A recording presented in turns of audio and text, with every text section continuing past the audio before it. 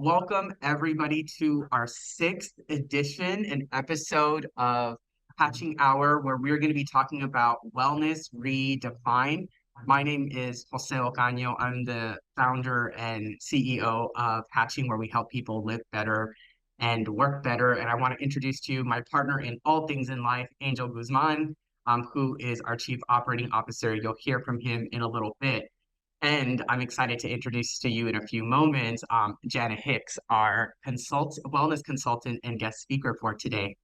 But before we get into all of that, Angel wanted to pose this question. What do the words wellness and well-being mean to you in your daily life? So if you all who are on the call want to just reflect on that and post your response and reflections in the chat, we're going to refer to those a little later in the call. But Angel, I want to just start with you. When you think about those words, what comes to mind? Wellness to me is unique. Like it's been a journey for me. I used to hear wellness and well-being and kind of would always feel bad about myself, kind of judged myself of what I wasn't doing or what I perceived wellness to be. And as I've learned and just gone through, I've kind of, which is why I think we're on this call today, is we're redefining like what wellness means. And part of wellness is like not being so hard on yourself and giving yourself credit and shifting your perspective on what's healthy for you. And that's unique for everyone, right? Like some days gym's not good for me because I have a health issue, but sometimes they are. And so I think it's just really about finding what works for you, what doesn't, and redefining wellness for yourself and making it a unique journey and trying to motivate and inspire people along the way. Yeah, I love that. I think wellness, it evokes a lot of different things for a lot of different people. For myself, I didn't grow up with the language of wellness or well-being. That's not something that I thought about. I grew up much more in like, you got to work your ass off and like hustle and sacrifice in order to like survive. And so that is actually more of the ecosystem, which is no surprise why I need so much wellness in my life. I'm counter conditioning what my like default is.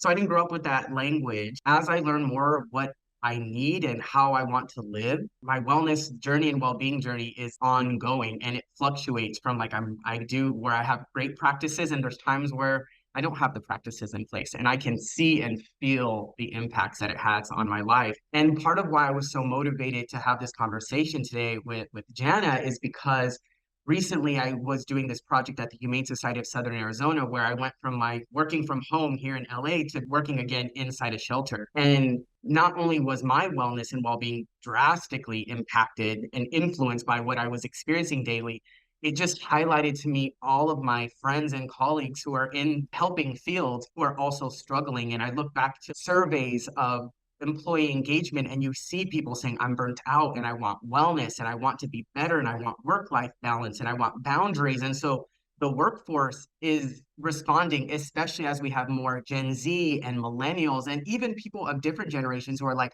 I'm not subscribing to this kind of way of working anymore. And so that's kind of just the context setting. And I think the reason like the wellness is such a big and well-being is such a big industry, $328 billion to be exact in 2023, projected to be $398 billion by 2026. So it's a big industry. And I think part of it is because there's a need. People are more burnt out. People are just struggling more. And so there's a need, and people are looking for outlets for themselves. And about 45% of employees self-identify as being burnt out within the last year, according to Forbes. So all of that context is why we're here today. So whether you're here because you just want to understand what well-being is, what wellness is, and how to incorporate that in your life, or if you already have some good practices and you're like, all right, how do I level up on that? That's what we're going to do today. So, Angel, why don't you tell folks a little bit about the document you're going to drop in the chat, and then I get to introduce Janna and we get to start. I'll just introduce myself again, Angel Guzman, co-founder of Hatching. I want to thank Janna and everyone for joining. Hatching Hour is about sparking conversations, and today's no exception. As I redefine my journey of wellness, I hope that today you can plant seeds or that there's some type of motivation that to help you on your journey. So let me find the document. So we're going to be flashing this document on and off. You'll get the slides at the end of the presentation. So don't feel the need to. We really want to build community here and hear what you have to say, how you're reflecting off of that. Anything else, Angel? Yeah, so what I put in the chat is a companion discussion guide that Janna has created. And so what I'll be doing is I flash on the screen here, you can see there's the companion guide. So you can feel free to download it, follow along. If not, I will be flashing up what she's talking about briefly, and it'll also go out in an email after when the recording is sent out. So without further ado, I'm very excited to introduce Janna Hicks, wellness consultant, who brings 15 years of extensive experience in the health and wellness industry, encompassing roles with public and private sector clients, academic teaching, and corporate well-being management. Her expertise spans health education, well-being strategy, and lifestyle integration and chronic condition management. Janna's balanced approach, focusing on the 8 dimensions of, which is what we're going to be talking about today, makes her philosophy adaptable to any wellness journey. She holds a master's in exercise physiology from Texas Christian University and a bachelor's of science from Northern Arizona University, along with NWI, CWP, and ACE CPT credentials. Your girl is credentialed. Janna is a wife, mom, and currently exploring how circumstances like economic stability, access to quality healthcare and education, and the environment we live in all impact our ability to take care of ourselves. I've known Janna through Litsaya, who's on this call for many, many years. Litsaya is my childhood best friend. Janna and Litsaya went to NAU together, and they are college best friends. And so we were all together actually for Litsaya's engagement weekend when Litsaya, the ultimate connector, was like, you two should connect. And so we have forged a new friendship and partnership. And Janna, welcome, welcome, welcome. Thank you, thank you, thank you. Yes, Litsaya, thanks for being a connector. Jose and Angel, thank you for creating this opportunity. This is what I love, love, love to share about. And already, just in your intros and what you've both shared as far as your perspectives, I mean, I should be taking notes because this is just so timely and there's a lot to dig into. But I think everything that you said resonates with so many different people. So I know that this conversation is relevant and necessary. So thank you for creating space for this. Was mentioning to Janna that I was talking to my coach ahead of this because I'm someone who lives with a lot of privileges now at this phase in my life. And I'm always like, how do I talk about well-being and wellness while also acknowledging all of the privileges? But it's all the conversations I've had with you, Janna, as we pre-met about this. I love how you're framing this, how like wellness and well-being is for everybody, and there's an entry point for everybody. And what does it mean for it to be accessible? It's not all yoga and sound baths and journaling, which highly recommend, by the way. But there's so much more to that. And so, when we think about that opening question, the difference between wellness and well-being, I'd love for you to help us just unpack some words like balance and wellness and well-being and what's the difference? Mhm. Absolutely. I think the foundation of anything is just having a solid understanding, right? So I like to start with it's actually a differentiation and kind of what you said at the beginning about the wellness industry. Yeah. That is a thing, the wellness industry and the trends that come with that. But well-being is something internal to all of us. That is just like a birthright. So I think it's necessary to kind of differentiate what they mean so that we can apply them most appropriately. In the grand scheme, let's think about wellness as the parts and well-being as the whole. So you have parts that make up a whole. If you look in the guide and whenever you get that, and we'll kind of talk about this, I generally use the example of pie because I'm a sweets lover. But actually, just yesterday when I was going through this, kind of another analogy hit me, and it's actually around plants. So I don't know if there's any like plant moms, plant dads on here, but when we talk about parts versus the whole, think about it like this. If you know anything about house plants or just plants in general, right? They need a couple things, right? All plants need water, they need sunlight, they need CO2, and they need some sort of soil composition. Every plant needs that. However, we know that like rose bushes are a little more particular, right? They need all of those pieces, but in a different proportion. Their balance is different than a regular pothos plant, right? They're kind of little low maintenance. They all need those four criteria: water, sun, CO2, soil. But the balance of that, the proportion of those is different. The same for us. We need these 8 pieces. We need them all there. But for each of us, the proportion of those pieces, the proportion of the dimensions, our emphasis on certain dimensions throughout our lives, that's going to change. It's going to look different because our well-being is unique. And I think it was either Angel or Stay that said that in the beginning. Like I'm learning what my unique well-being looks like. But I think that's where we have to start. We have to understand that there are parts that make up the whole. The whole is total well-being. So it kind of makes sense. And you're like, you have all of these parts, then you are whole. That is total well-being. And that's what we're really going for, because the sound baths and the journaling and the aesthetics of wellness, that's all very nice. But the true point, and this is why I said this is like our birthright and our internal right, well-being is actually about quality of life. It's about longevity. It's about the way that we function and live through this life. You know, a sound bath is great and journaling is great. Those are great practices, but those are just parts that are going to influence the whole. So that's where I like to start, just kind of really level setting on what wellness is versus well-being. And then as I was starting to think through this, I was like, okay, actually these plants kind of make sense, because you also mentioned an entry point, right? Sometimes we have to give ourselves a little more credit than we do. 9 times out of 10, you've already had your entry point, and we're just harder on ourselves than we realize. That we are already making very impactful strides towards our total well-being. Perhaps there needs to be a bit of an adjustment, right? Like the composition of things needs to change a little bit to really maximize, but you're likely doing better than you think. And I kind of looked around the room, so telling on myself, but there was a plant that was a little bit wilted. And I was like, oh, that guy needs some water. Pour some water on it, go away. Hours later, it's perked up. And that just like dropped into my soul. That tiny action, give it some water, and it's back to looking well and thriving again. We can do it the same for us. It's those tiny actionable steps, but they have to be strategic, right? If I saw my plant wilting and I'm like, let me put it in the sun, that's not going to solve for the problem, right? That is an actionable step. And we know plants need sun, but that's not what that plant needed in that moment.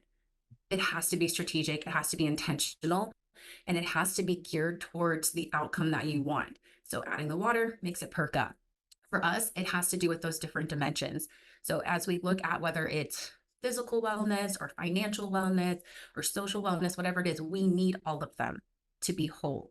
However, we understand that for some people, that wellness slice is going to be a lot larger than us introverts. Mine's a little bit smaller, but it's there. Got to make sure it's there. Jose, you mentioned just like in the upbringing and kind of feeling that where you came from versus where you are now kind of create some of that. That is just a change in the slices of your pie. Perhaps the financial wellness slice was, smaller growing up because we didn't have a lot of education or emphasis around that. And as you pour into that, as you reframe and as you strategically address that piece gets bigger. But the point is that it's there. That's what we have to have. We have to have all of the pieces if we're going to have any shot at being whole. So I like to just separate those two out. And then that's where the balance comes in.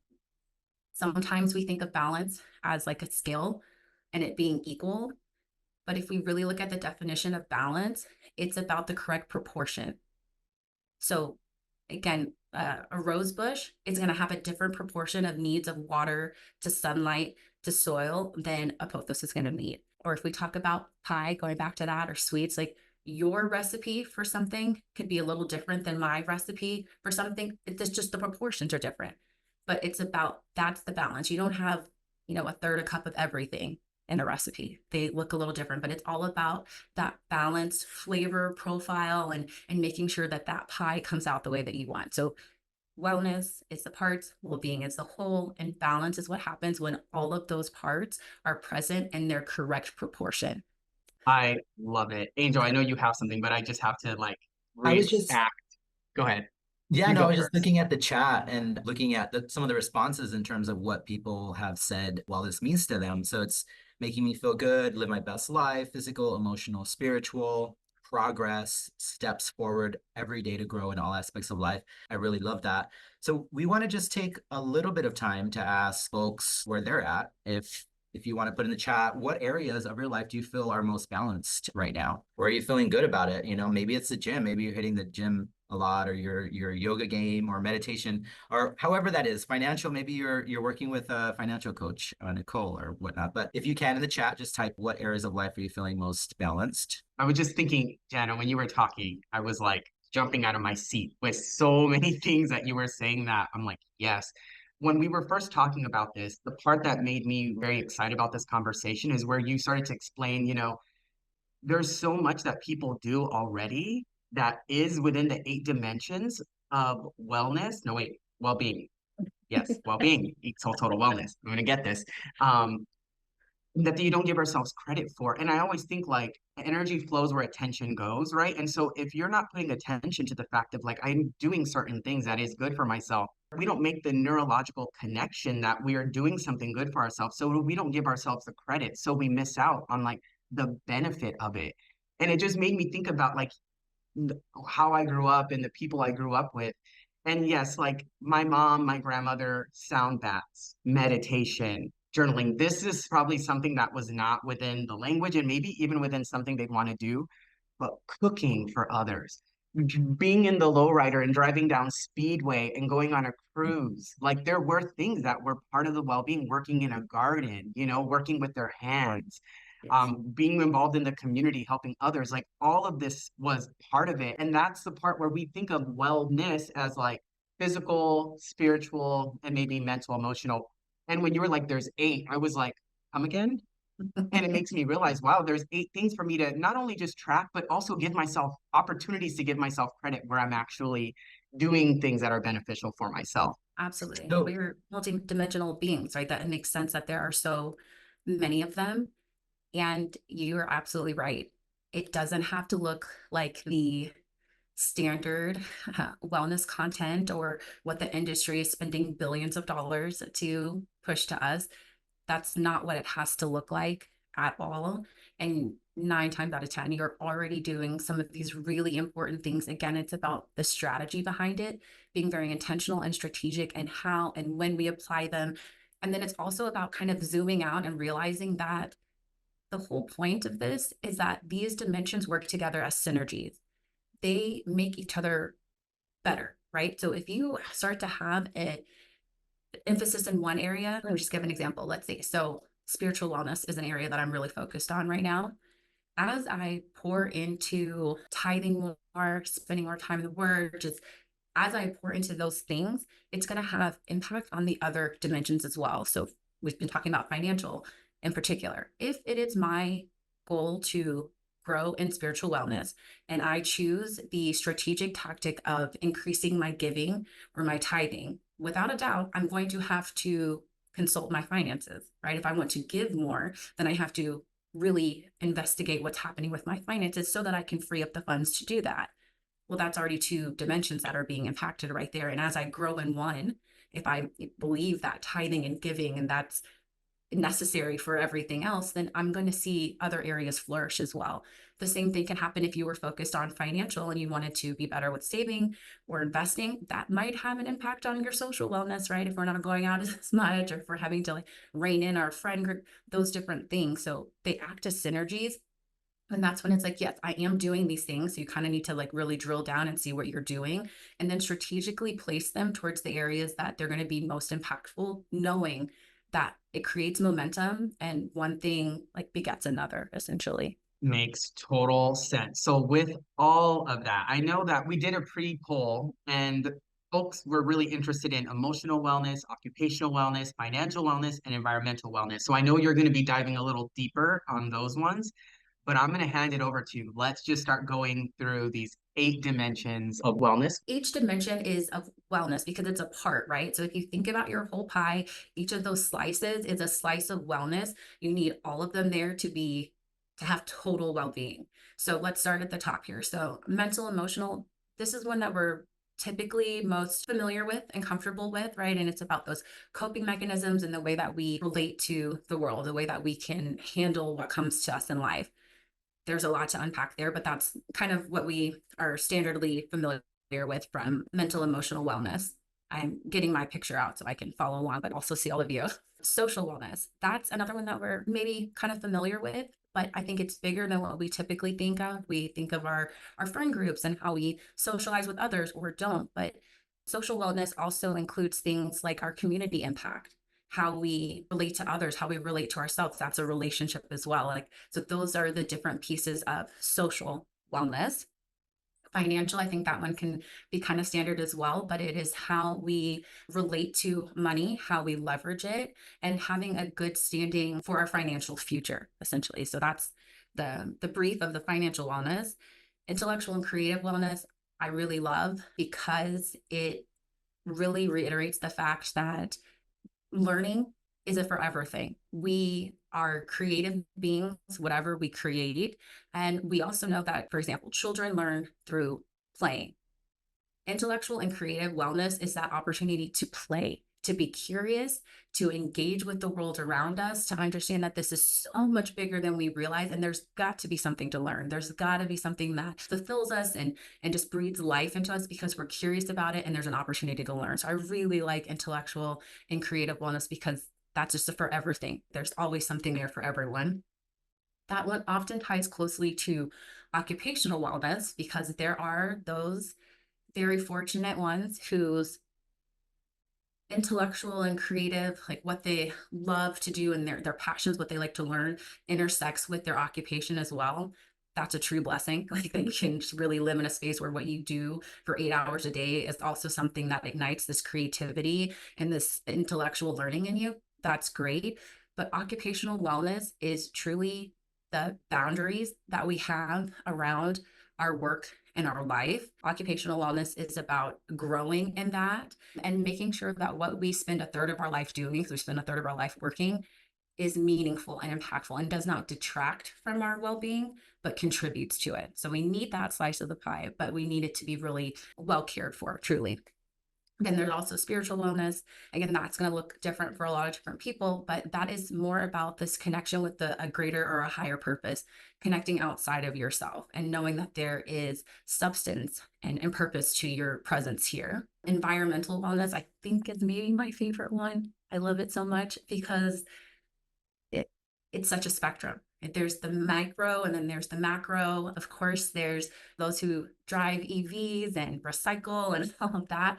But when we talk about environmental wellness, we're actually talking about our internal environment, right? Our minds, our hearts, how we are on the outside, understanding that that has a direct impact on our external environment, the people around us. It's our spaces that we inhabit. It's the people that inhabit those spaces with us, as we understand that it's contagious, right? You can walk into a room, see certain folks, and suddenly your mood goes up or down, right? We just know that that happens. And that is full proof that we impact our environment. So that's really important. And if you can get a good grip on your internal environment, we know that that's going to have a greater impact on the external environment as well. And then the last one, physical. I like to leave this one at the end because we reduce it typically to working out, fitness, nutrition, and how we eat. We typically leave out a really, really big piece of physical wellness, which is sleep. If you just narrow down to the definition of physical wellness, it's about optimal functioning.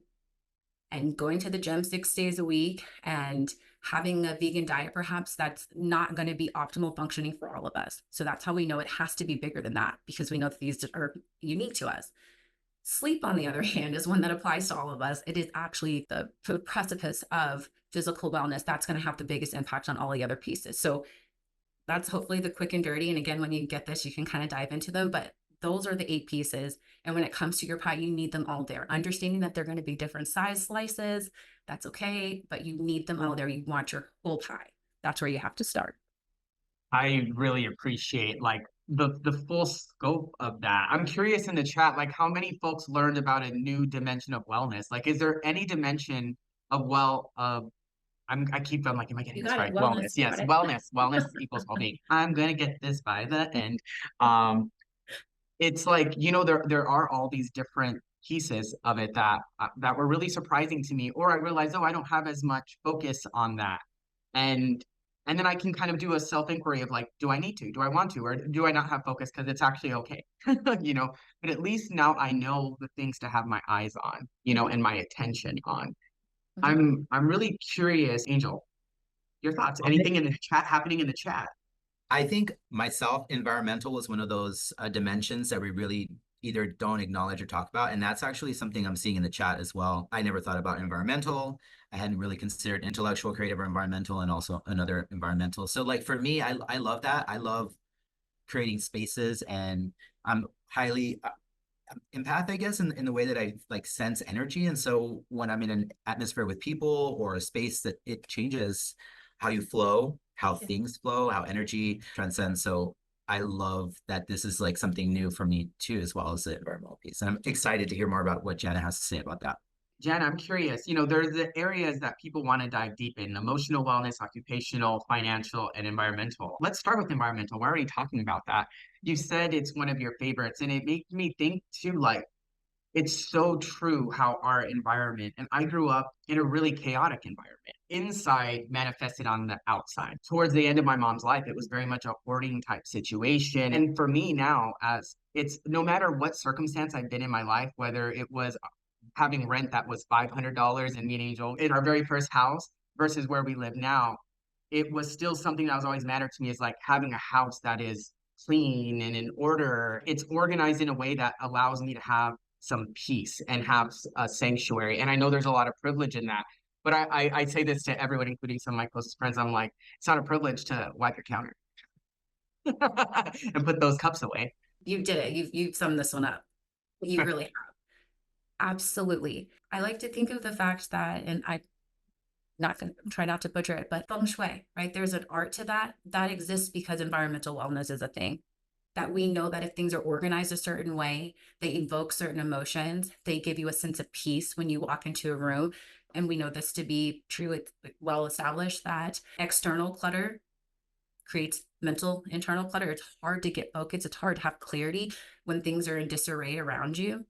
That is environmental wellness, which has an impact on your emotional wellness, right? So that's another one where you would see, if I really made an impact in environmental wellness and really focused on my spaces, that's going to have an impact on my emotional wellness as well. That kind of carries over. On one of the pages in here, towards the end, there's a environmental inventory. So when you get to that, it kind of helps break down just so that you can take a look at certain spaces, right? We want this to be approachable and very much accessible.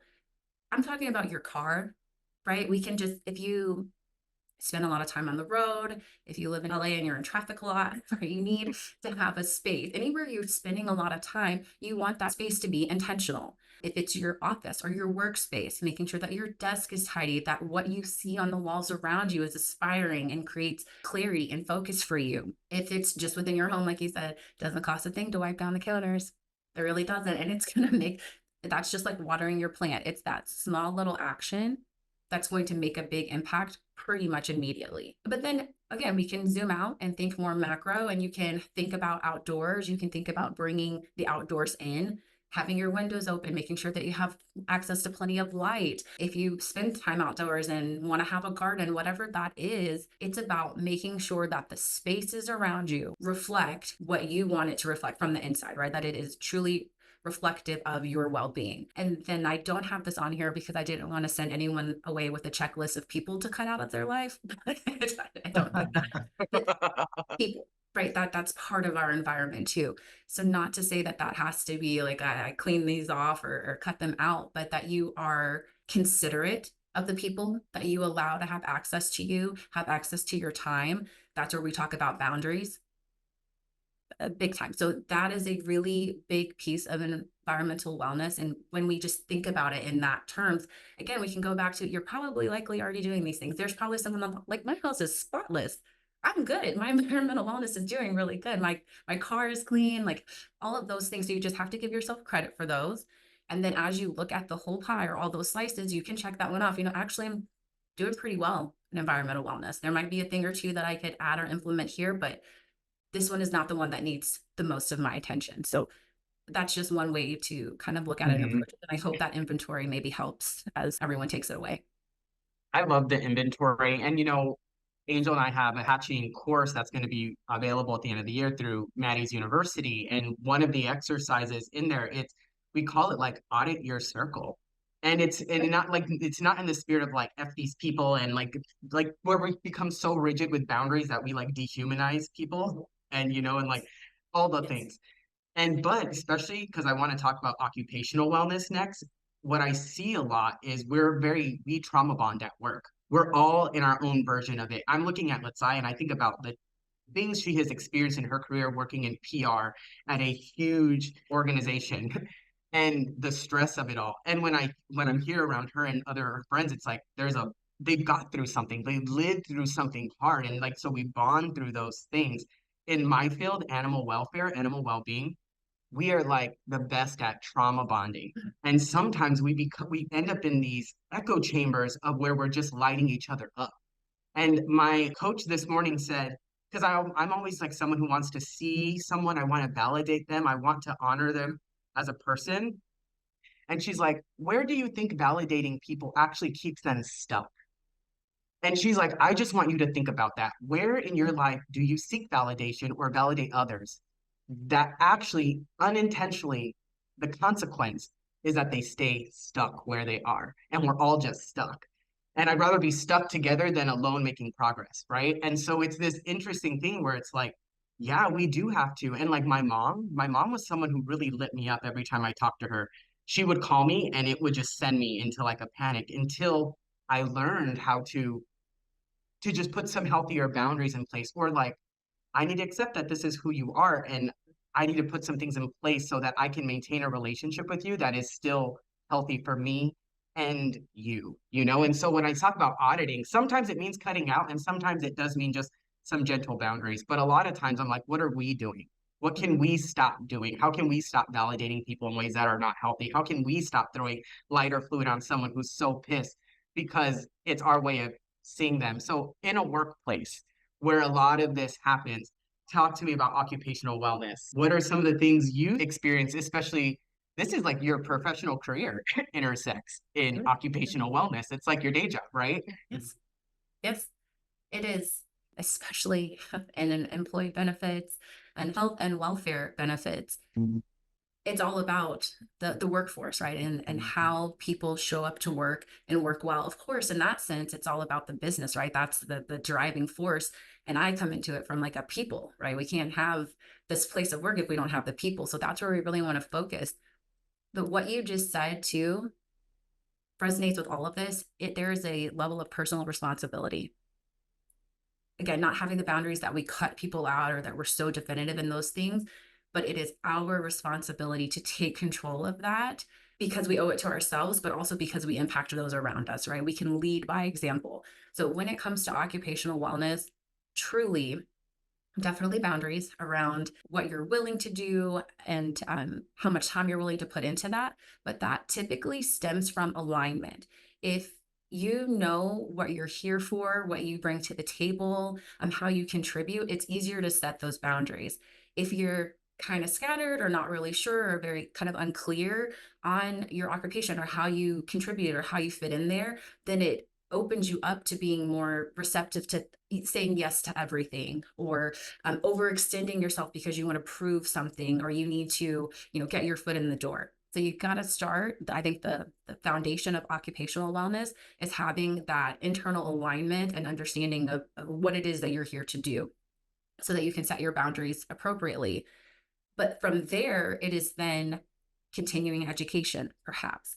It is then sometimes occupational wellness transcends into being a mentor for someone else, right? Helping to see that those coming behind you are equipped to do this well, or seeking out a mentor, right? Being humble enough, having this intellectual humility to understand that I know a lot, but I don't know it all. And I can always improve and get better. That kind of leans over into our intellectual and creative wellness as well. So we see how those two act together as synergies. But our occupational wellness is truly about understanding that we spend so much time at our jobs and that what we do there is going to impact everywhere else and vice versa. And I have thrown out, like, we spend a third of our life working.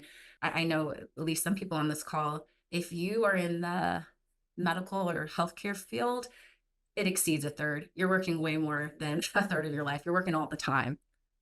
How much more important is it that your occupational wellness be intact? If you are spending that many hours a day working and serving others, this is where it goes back. It is our personal responsibility to be well in that area because of how it impacts ourselves and those around us. Because that's just another environment, right? Your workplace is just another environment. We don't have complete control over the environment or the people there, unfortunately, sometimes, but we do have complete control over how we show up, the boundaries that we show up with, how we communicate those boundaries respectfully, professionally, but like kind of resolutely too. Like the point of a boundary that doesn't get pushed too much.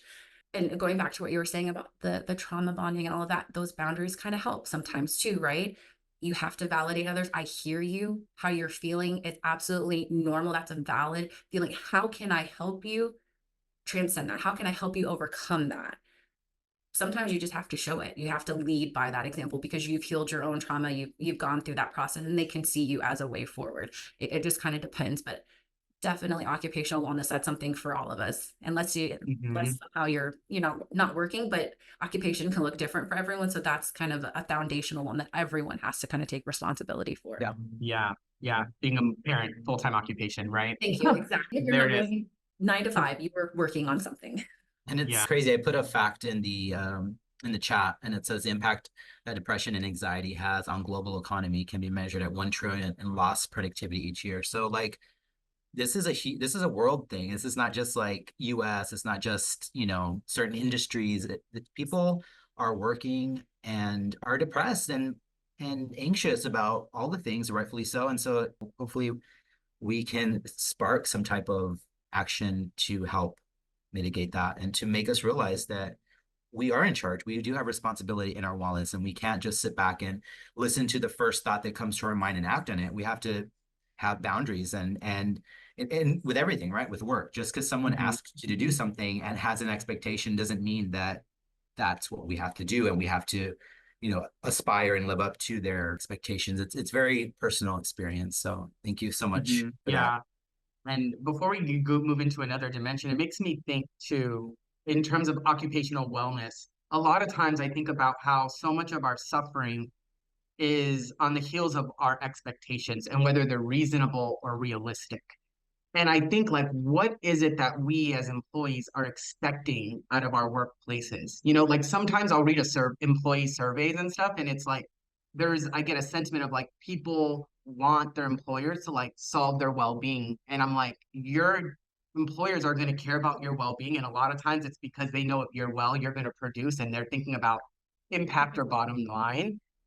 You and your family are going to care about your actual well-being and your wellness, and therefore like it's our responsibility to actually prioritize that and to focus on that, because to expect our bosses and managers to solve it for us and to do all the things, I think is an unrealistic expectation. Whether it's reasonable or not, like that's up for your specific circumstances.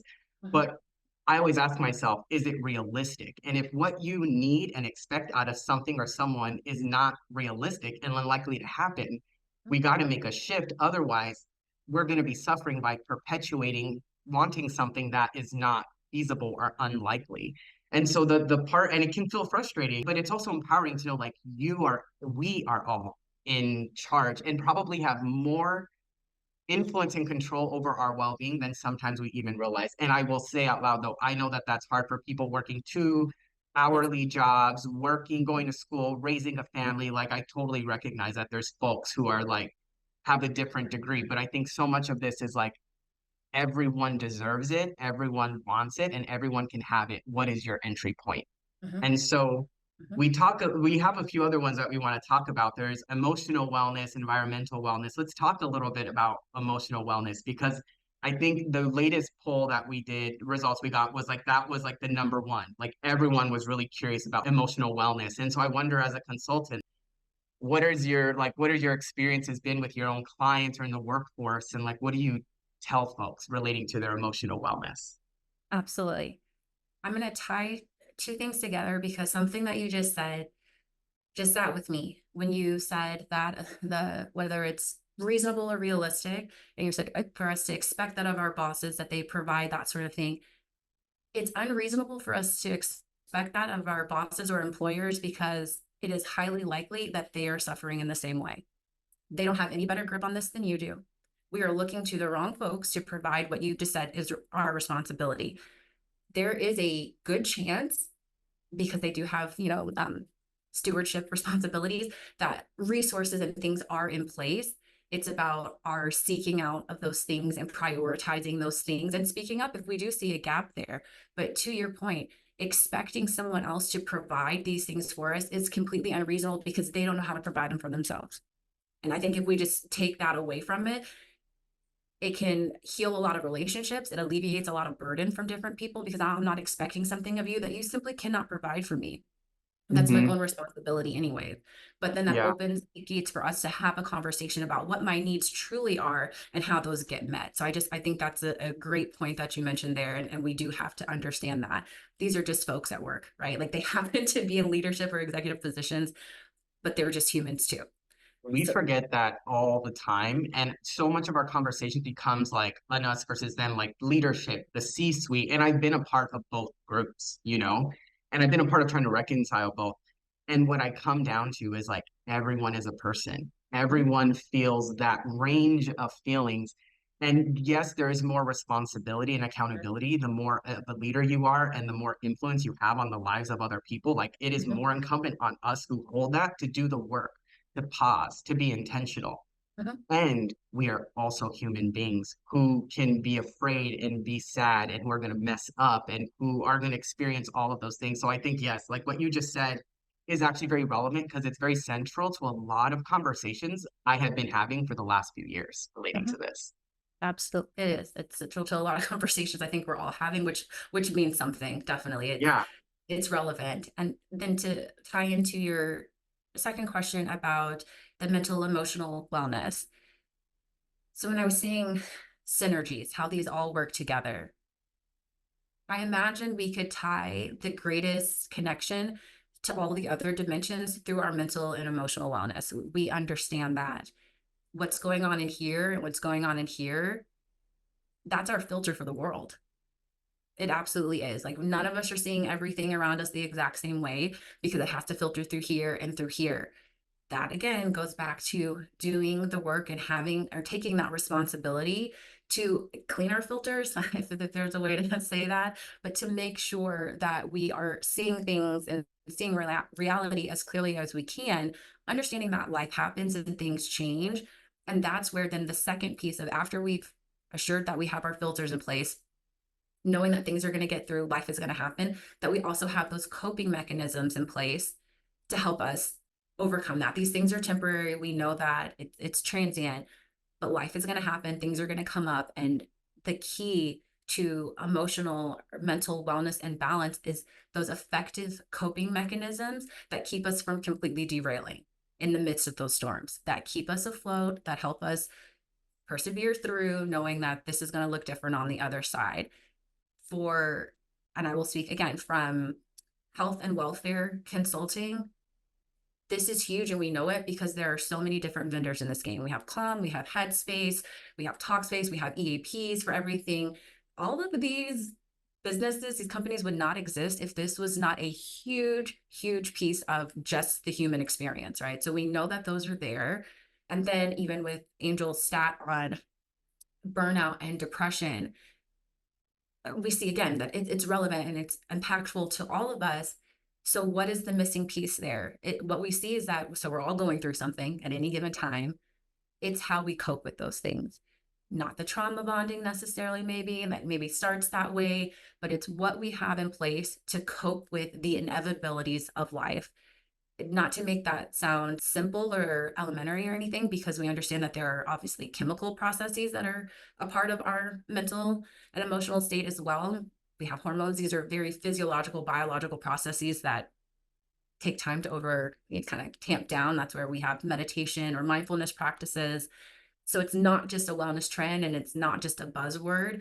Meditation and mindfulness is truly a tactic and a coping mechanism to help combat the rise in cortisol, the chemical changes that take place in our brain when we feel fight or flight, norepinephrine, hmm, all of those things that are happening. Not to get too I will geek out on some science stuff, so let me just like rein it in here.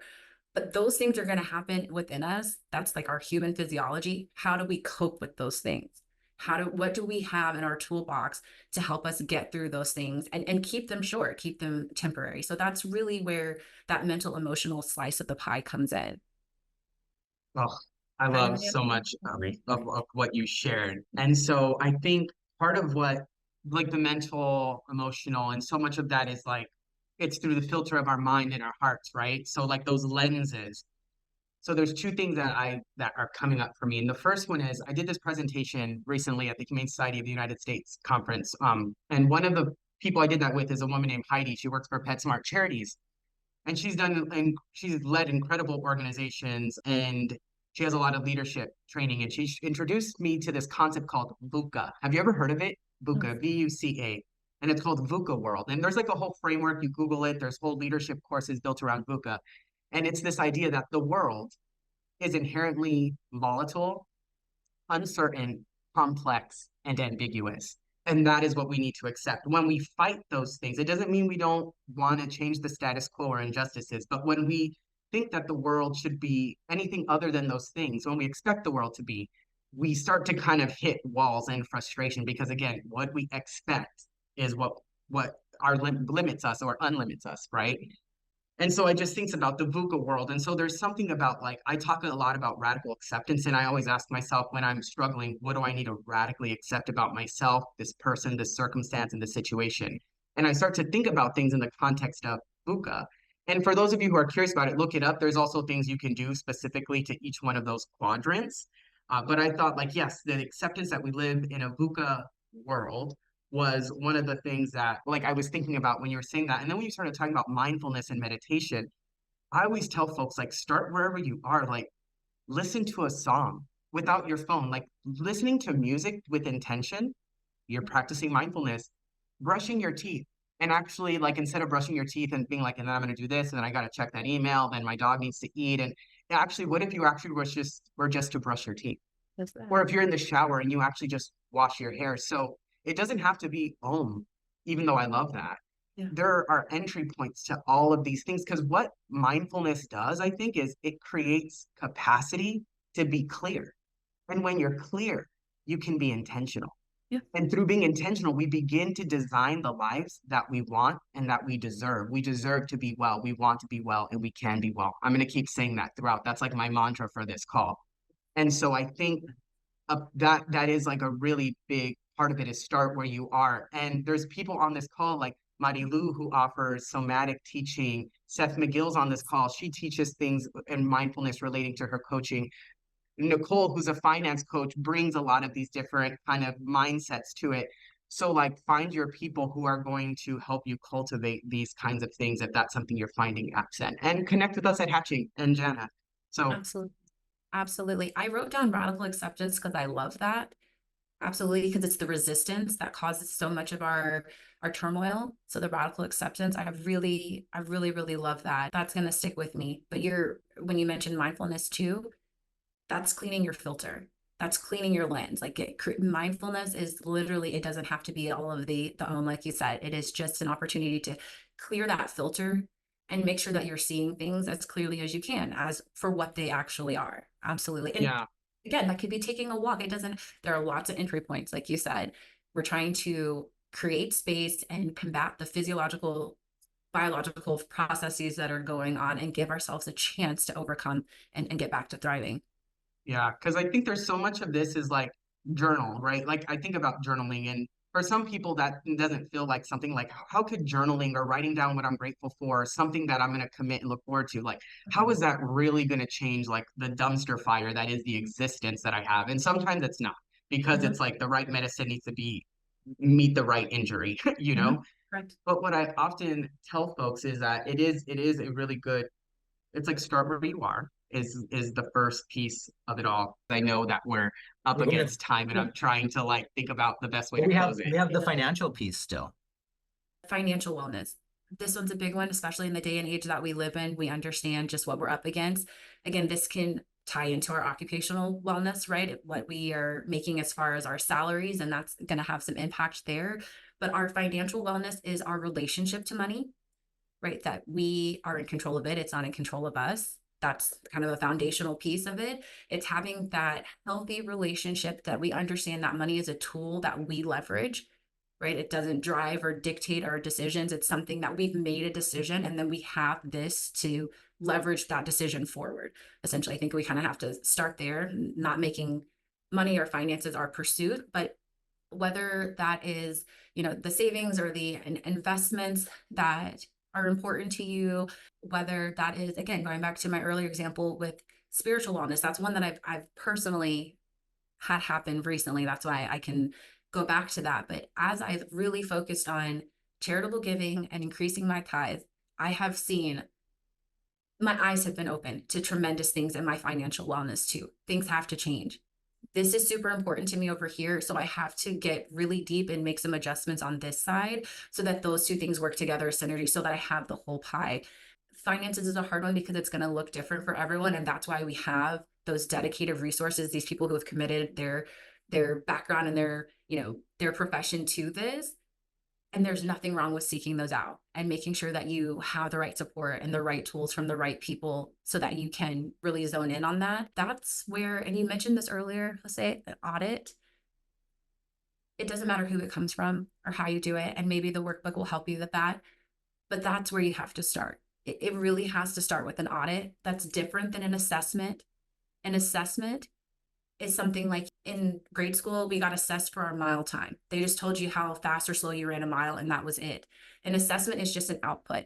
It's just here's your current status, your current standing. An audit, on the other hand, if you've ever been audited or part of one, is a whole different level. It is a deep dive. They're getting all up in your business. We want to know the ins and outs. You have to get very real about things. And the difference with an audit is that there's always an actionable outcome. They're not going to give you an audit and be like, well, you're deficient in these areas. No, they're gonna be like, and you need an action plan. We want to know how you're going to fix these and you need to implement this immediately. And we're going to check back with you in 6 weeks to make sure that this is done. That's the difference between an audit and an assessment. And that's where you really need to start with your well-being, with with all 8 dimensions, is audit them. Dig deep, understand what's there, what's missing, and then you can develop that very strategic, intentional action plan, apply that, and then we circle back over time to make sure that those things are being impactful and beneficial to you. So just like trying to slide that in at the end because I remember you saying it before and I'm like, yes, we're on the same page. It's an audit. It's not an assessment, it's an audit. Yeah, I love it. Unpin, anything else from you? Yeah, just before we round it out, I just want to ask Janna, what are your top 3 like takeaways from today? What do we want to leave folks with in their tool belt? Yes. I want you to take away that you're doing better than you think. So take a step back and really think about it. Start with your own audit, get some help if you need to, but start with your own audit so that you can give yourself the credit that you need. That's the first step. As you move through that and start to see where those gaps are, get really specific about what it's going to take to bridge there. Again, reach out for the help that you need to bridge that gap. And lastly, Jose, you've been saying it the whole time, this belongs to you. Well-being belongs to you. It's already yours. You just kind of need to take control of it. So making sure that you make time for yourself because this is your responsibility. Making sure that you have the whole pie, you have all of those dimensions there. So make sure you can account for all of them. And then also just having that support system around you, knowing that you're going to need that as you move through it. So I think that within the workbook, I tried to outline some specific takeaways. We can maybe include that too, because we had to rush through the end, but that's really, really where you have to start, like that 1, 2, 3, audit, assess those gaps, and then implement to move forward. Thank you so much, Janna. I appreciate all the wisdom, and I know that everyone here and everyone who will watch the recording, appreciate all of your wisdom. And I just shared your social media channels in the chat. So hope folks, the call to action is follow Janna and just hear some daily doses of her wisdom and her beauty, her beautiful smile and her energy is so calming. So yeah, let's say you want to round it out for us. Yeah, I mean, also, Janna, how can people work with you? They can follow you, but like, what are some of the services that you have? Actually, this is one, this well-being audit where we dig deep, we do the deep dive together so that we can help to really outline those gaps and where you should be focusing on. I come back to you with that analysis and these are the strategic steps forward. And then we meet a third time to see how those things are going and how those have been implemented. That's one piece. That's a good foundational piece. There's also consistency consults because just like with anything else, if we're not consistent, that's not going to have the impact that we need.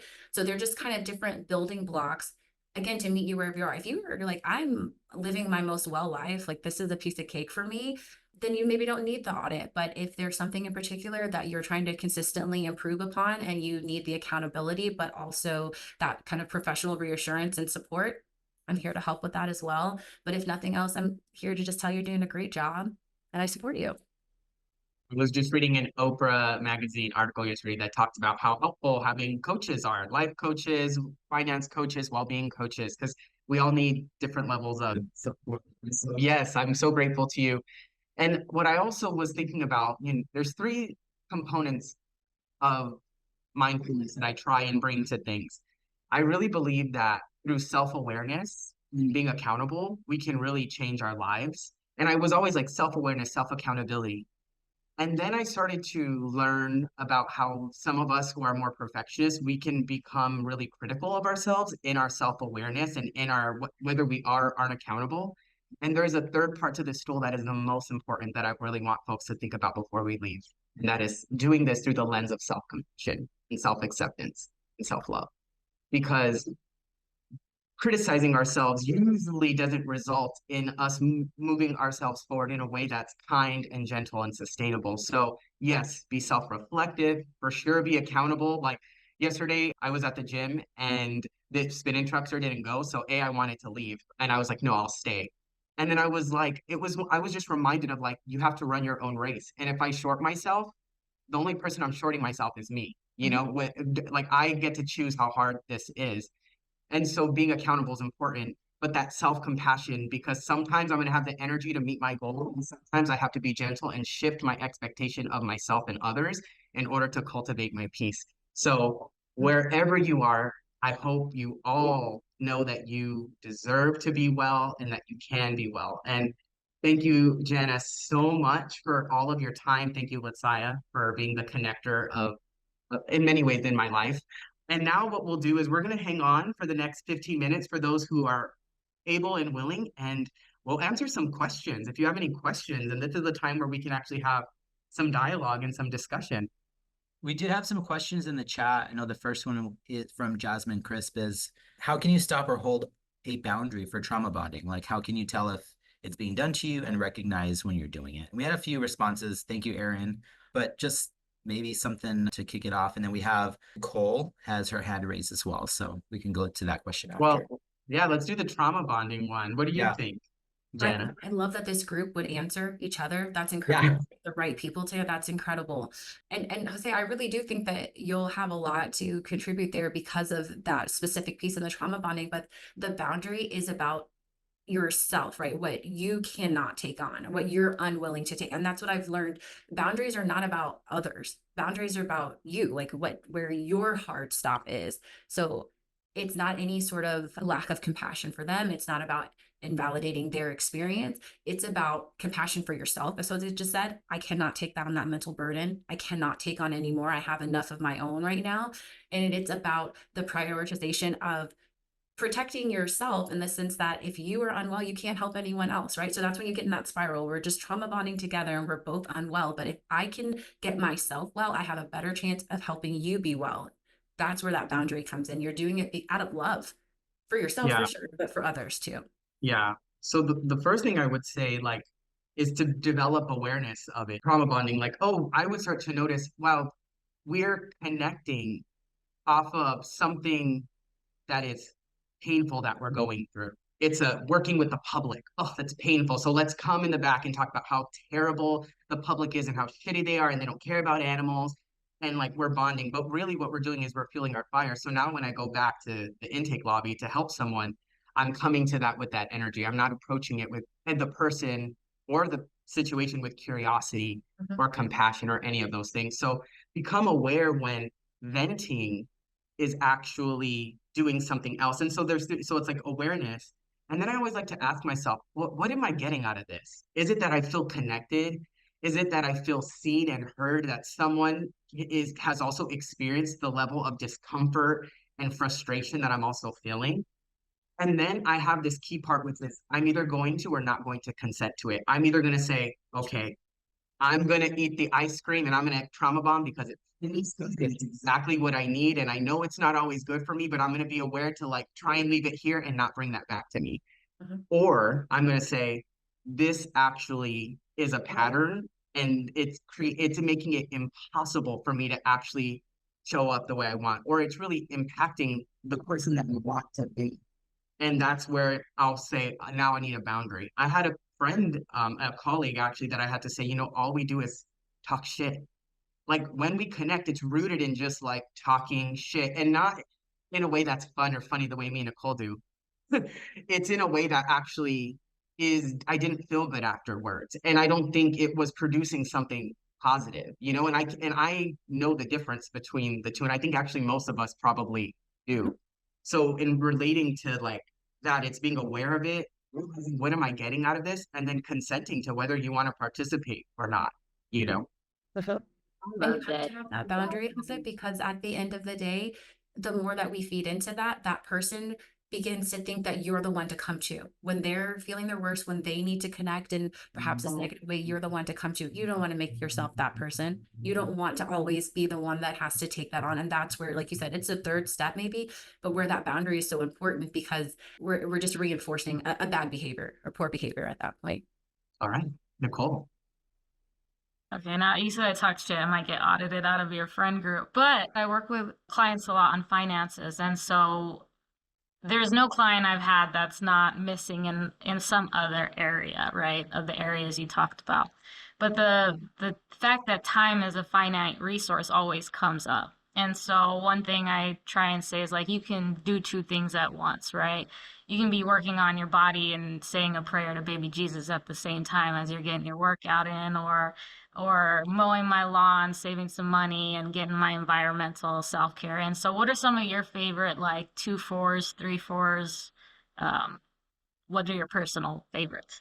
Yes, absolutely. I love it. So as a new mom, what you just said, time is finite, right? But I am a bit selfish in that, like, I like what I like. I want to have what I want to have and have the time for it. So it is a lot of habit stacking. It is that I want to have my morning routine, and it includes getting outside and having morning sunlight and having fresh air and having my coffee. That means I have to bring the girl along with me. And that's just an example that she's going to have to learn and see. So, like you said, doing two things at once. I'm giving her the time and the attention that she needs, but I'm also holding space for myself and what I know to be important for me. So I like to stack those. There are, to your point about working out, I'm really big on efficiency and having a 30-minute or less workout, because I know that there are other things that need to be done. So I can plan for that. I can block that into my day, that here's the 30 minutes for this workout. And then right after that other half of the hour that maybe most people would spend working out, I can put that into my recovery process, or I can put that into preparation for later in the day, whether that's like cooking or preparing for dinner. And I'm saying that because this just happened where I owed myself a workout. It had to be 20 minutes, not 30 minutes. But in that 20 minutes, I was like, this is for me. This is what I need.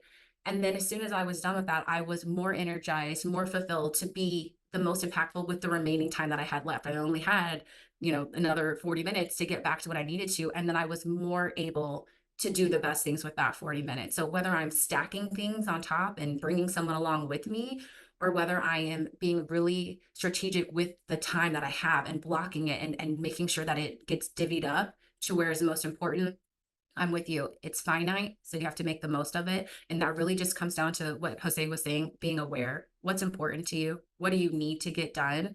Okay, now how do we find the time to get those things done? And let's make sure those priorities make sense, right? Like that they're actually going to be impactful to the outcome that you're looking for. Thank you. Thank you for sharing. I think there was a question about VUCA, so I'm putting in the chat something that explains it, and it also kind of gives like what you can do in when it's volatile, when it's complex, when it's ambiguous, and when it's all like each acronym. So it should be in the chat now for anybody. I usually Awesome. have that actually Yes, available I for was me. asking for that. I had a comment or question. Interestingly, when we sent out the poll to all of our hatching community to see which dimension of wellness would resonate more, social sexual was 0. Like no one mentioned that. And I think it's just telling of how we are conditioned and how taboo in society sexuality and sexual wellness is. And maybe we don't want to talk about it, like my mom's on here, but but like it's a thing. Like people, there's just, I think I can foresee a call where we talk about this topic, because it's part of how we navigate the world. And if the world is frustrated and we have people in the world that want something and they don't get it, and it's just this whole thing. And what are your thoughts on that, Jenna? that's a slice of the pie. We have to have it, right? So even if we're not prioritizing it or not seeing how important it is, you're absolutely right. Like that has to be there. That social piece has to be there. You are right in the fact that it's a spectrum and it's expansive. It's our relationship with ourselves. It's those platonic relationships. It's the familiar relationships, and it's our romantic relationships. Because I mean, I'm not going to put all my business out here, but if you've ever been in a not great romantic relationship, tell me that did not affect the rest of your life. Everything else going on around you was suffering because of that. That's just indicative of the fact that whether we want to focus on that social wellness or not, it's a big piece. If you've ever had any strife with your family, tell me that was not affecting so many other parts of your life. That's where it comes from. So going back to your point of people feeling any sort of frustration because we have our own desires and they're not being met, that comes down to communication and being able to articulate what we need. But we can't articulate what we need unless we have what Jose said, and that's self-awareness.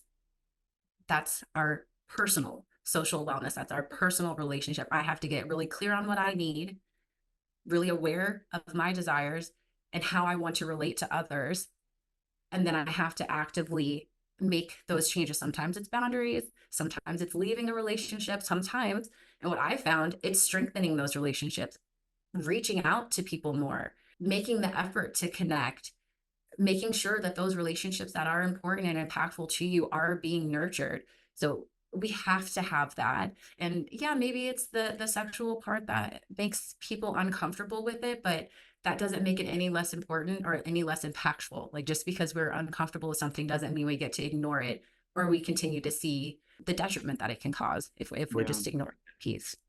And I think so much of why we ignore the social sexual, specifically, sexual well-being, is because of the shame and the stigma around it. And I think I think there's a lot of intersectionalities that make that more complicated.